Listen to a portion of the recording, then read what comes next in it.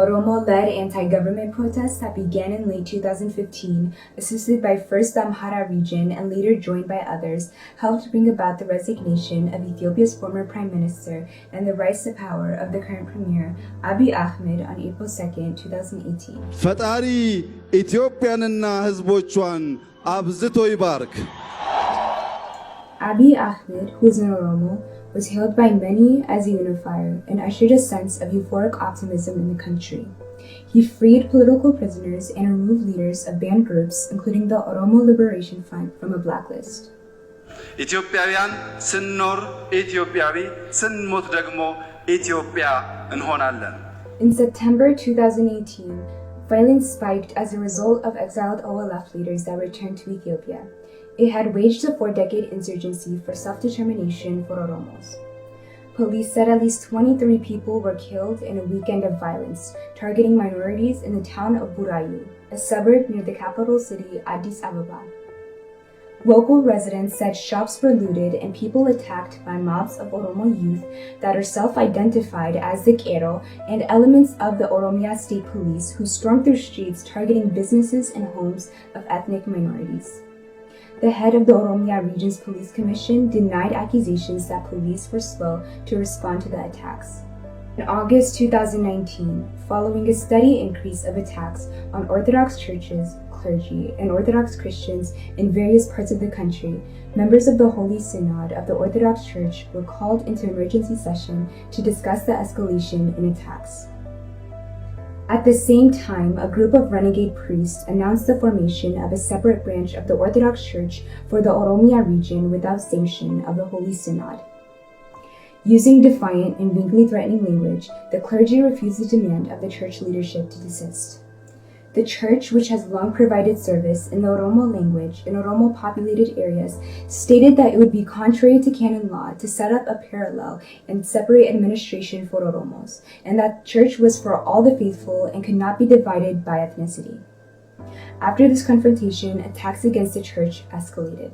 Just months later, following Oromo activist Jawar Mohammed claims of assassination plots against him, violent protests erupted in different towns in the Oromia region. Within 2 days of his claims, over 62 people were killed, many of them beaten with stones, metal rods, and sticks. Others were beheaded, mutilated, and burned to death. The victims that died in this round of violence at the hands of extremist Kero were targeted based on their religion, ethnicity, or for not being supporters of the violence. The victims included children, women, the elderly, and priests.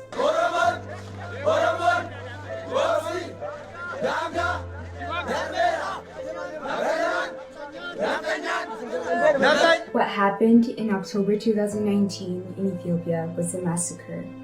There were youth mobs armed with sticks, machetes, and stones, incited by an activist and his media organ, OMN, went on a rampage, killing 86 people, injuring hundreds, displacing thousands, and burning and looting churches and property in the millions, while the authorities looked the other way. In the aftermath of the October violence, the U.S. ambassador to Ethiopia, Michael Arthur Rayner, posted on the embassy Facebook page saying, "We are deeply troubled by the recent hatred, inflammatory language, and violence, as we are by all such incidents in Ethiopia. Violence and hatred are the solution to exactly none of Ethiopia's challenges." During the traditional Orthodox Christian feasts of Masqal and Temket, in many parts of Oromia, Orthodox Christians were prevented from gathering to celebrate in public by radical so-called Kero mobs. They were harassed and Ethiopian flags put up to decorate church premises were torn down and trampled. The Orthodox Church has repeatedly appealed to both federal and regional governments to protect its faithful from persecution, harassment, and killing. Then, on June 29, 2020, within hours of the death of Hachalu Hundessa, a noted Ethiopian performing artist and an Oromo political activist, another fatal round of violence was launched. Hachalu Hundessa was shot to death in his car in Ethiopia's capital city, Addis Ababa, and extremist elements within the Oromia region went on a riot of killing and destruction. This latest incident was incited by false accusations blaming the Neftenya, which is widely used as a pejorative term to describe those of Amhara descent and Orthodox Christians living in the Oromia region of Ethiopia. OMN broadcast live calls for attacks on Amharas, and activists went on social media platforms to also call for revenge against Amharas.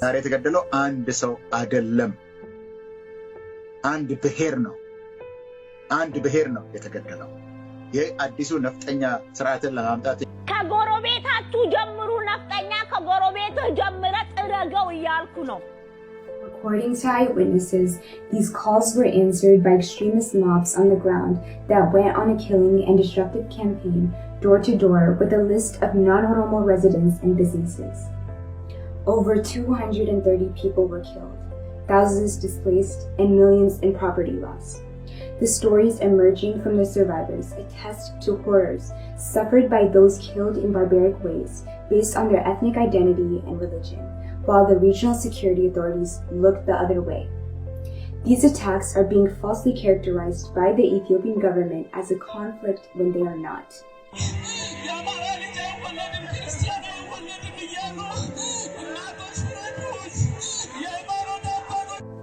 Likewise, in Benishangul Gumuz, located in the western region of Ethiopia, had at least 140 people killed by armed militia men and thousands of ethnic Amhara and Gumuz people displaced. According to Bloomberg News, these attacks started around September 6th and followed a similar pattern of attacks by militia men over the past few months.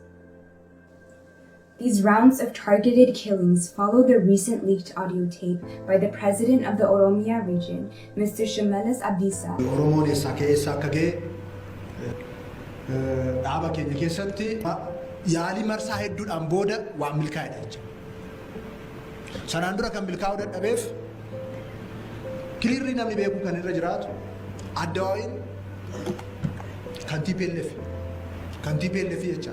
TPLF mo adawai kan ijare angora tawdaf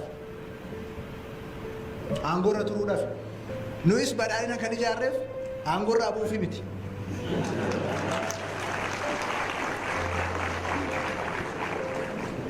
badalin mo jalatanis jibbitanis kan keny nutu jarrat akan uftawut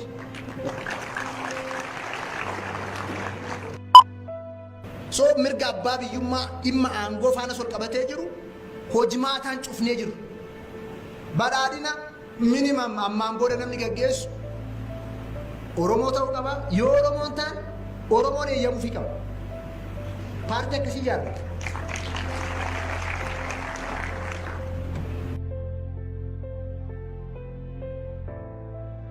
These violent episodes are becoming increasingly organized and growing in magnitude and viciousness. They are the result of a sustained disinformation campaign, exploitation of historical grievances, historical revisionism, and dehumanization of ethnic minorities through social media and airwaves. The involvement of the regional security apparatus in the purging of ethnic minorities elevates the sense of urgency and affirms the very nature of the ethnic cleansing taking place in the region. Although the extremist Oromo movement, like OLF, assisted by elements of the Oromia State Police, is a small subset of the overall peace-loving Oromo ethnic group, the continued brainwashing of the young adult and youth groups and the organized nature of these attacks has the potential for significant damage. The targeted ethnic and religious groups, such as Amharas, Christians, other non-Oromo residents, account for nearly 50% of the regional population. But unless swift measures are taken to prevent it, Ethiopia will descend into genocide and ethnic cleansing. Obang is right. Those are acts of genocide. And the Genocide Convention defines genocide as acts. So when you have people being killed because of their ethnic identity or their religious identity, those are acts of genocide. That's genocide. So Obang is right about that. Bystanderism by the police and federal forces that happen to be all around in Ethiopia, and yet when they see genocidal violence being perpetrated, they just look the other way. They turn their backs or walk away. That kind of bystanderism is it's an igniter, it's a trigger for genocide. It is not too late to prevent such a tragedy from occurring. Inform yourself, speak out, and take action. Say no to ethnic cleansing. Together, we can be a voice for the voiceless. Take action by texting Ethiopia to 1-810-346-1859. And if they can get away with them and there's no response, then they know they can get away with much more. And that is a terrible, terrible precedent then for much wider genocide.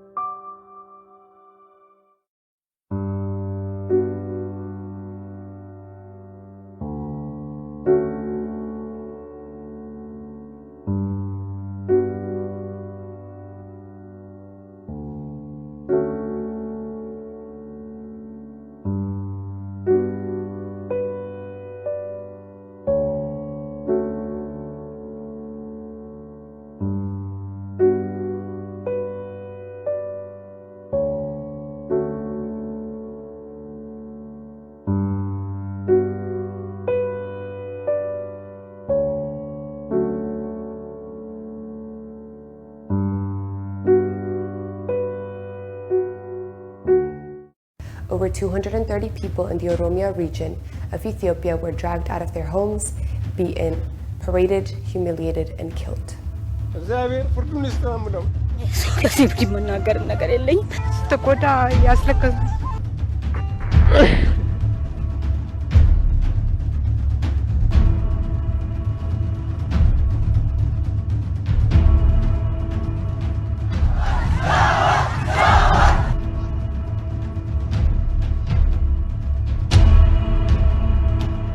ሆቴል ሸሸመኔ ላይ ባለ 3 ኮከብ ሆቴል ነው። መዋኛው ምኑ ያለው ኦልሞስት ሙሉ በሙሉ በሚባል ሁኔታ እሱ በቃ ወድሟል።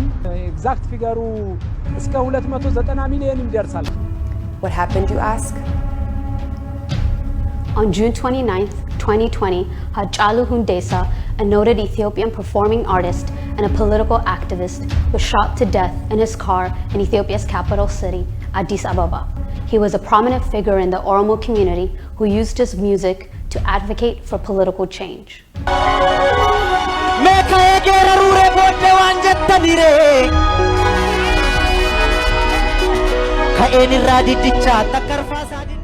When news of Hachalu's death broke, some political activists accused the Nefteñas, a pejorative term to describe those of Amhara's descent and Orthodox Christians living in the Oromia region of Ethiopia. እኔ ባለውበት 99% ሙስሊም ነው። ስለዚህ ማንንም ሰው ደፍሮ ቀና አይልም በሜንጫ አንገቱን ነው የምንለው። Of the assassination and called for the murder and expulsion of non-Oromos from the region. Certain prominent extremists, Oromo nationalists from academia, politics, and the media joined in calling for revenge, killing, and ethnic cleansing, and broadcast this over social media and the airwaves. Amhara Kali, kill Amharan people, kill or naftanya, kill Tigray, all.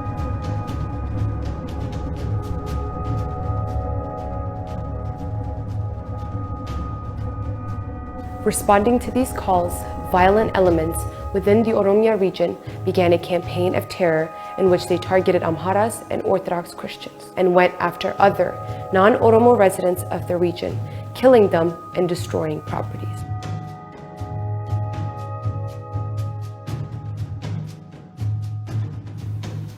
ቱትሲዎች ገብተው ማቃጠል ጀምረዋል። አንድ ቀን ባልሞላው ጊዜ ውስጥ 24 ሰዓት ባልሞላው ጊዜ ውስጥ ይሄ መሆኑ በጣም ከባድ። They also attacked any Oromos that tried to protect their non-Oromo neighbors, especially Christian Oromos. Oromo Orthodox Christians have been labeled Naftanya and are increasingly targeted for attacks in some parts of the Oromia region. ጉዳት ማለት ነው ከአንድ ቤተሰብ ውስጥ በአሳዛኝ ሁኔታ በአሰቃቂ ሁኔታ ማለት ነው 5 ሰዎች ህይወታቸው አልፏል። Tragically, this latest incident follows another violent episode less than 8 months earlier that resulted in the deaths of over 80 people with extremist mobs going on rampage, killing, maiming non-Oromo residents, and destroying property, clearly showing the escalation and the range and severity of the attacks. ምን ይሰማዎታል? እርስዎ ባስተላለፉት መልእክት ምክንያት 86 ሰዎች ህይወት ሞቷል። ምን ነው ለህዝብ ባላሳወቅኩ ኖሮ ይሄ ሁሉ ሰው ከሚሞት ብለው ተሰምቶታል? ግን ቢያንስ ሪግሬት አድርገዋል በዚህ ጉዳይ?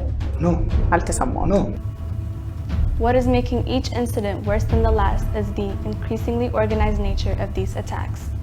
Elements within the regional security and other governmental bodies reportedly turn a blind eye and actively encourage this violence. The federal government, in the aftermath of the last episode of bloodshed, has arrested many officials of local and regional governments for complicity in these violent acts. አመድን ጨምሮ ዛሬ ፖሊስ አስፈላጊውን እርምጃ ወስዶ በቁጥጥር ስር አውሏቸው የተጀመረ መሆኑን መግለጽ እወዳለሁ። 8 ክላሽ፣ 5 ሽጉጥ፣ 9 የመገናኛ ሬዲዮኖች የተያዙ ሲሆን The government shut down the internet in Ethiopia during this recent upheaval in an effort to stop the incitement from diaspora sources that were calling for more violence against Naftanya and settlers in the Oromia region, and to minimize news that could lead to reprisal elsewhere. This is what you should know.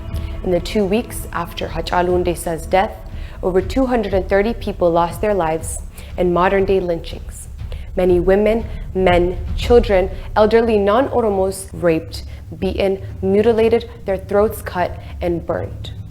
Thousands have been displaced from their homes and taken refuge in churchyards. Large towns have been gutted as the mob set fire to schools, businesses, and homes. Most of the people have lived in their towns for generations and have now been told they needed to leave. This is the very definition of ethnic cleansing. Oromia is the most diversely settled region in Ethiopia. There are over 10 million non-Oromo Ethiopians currently living in Oromia region and have lived there for centuries. We have seen this before in the country not far from Ethiopia. The world ignored the sign of impending genocide in Rwanda, and for that almost 1 million people died in 100 days. What we cannot stand for is the slaughter of human beings like cattle yet again. We cannot look the other way, nor should you. The dire situation does not have to end in further bloodshed. You can be the difference this time. Please write and call your congressional delegate or senator. Ask that they pressure governmental and non-governmental agencies to investigate mob violence in the Oromia region of Ethiopia. Demand that the government bring to justice all who perpetrated and were complicit in the killings. We can help stop this. Speak up, stand up, #say no to ethnic violence. Together, we can be a voice for the voiceless. Take action, text Ethiopia to 810-346-1859.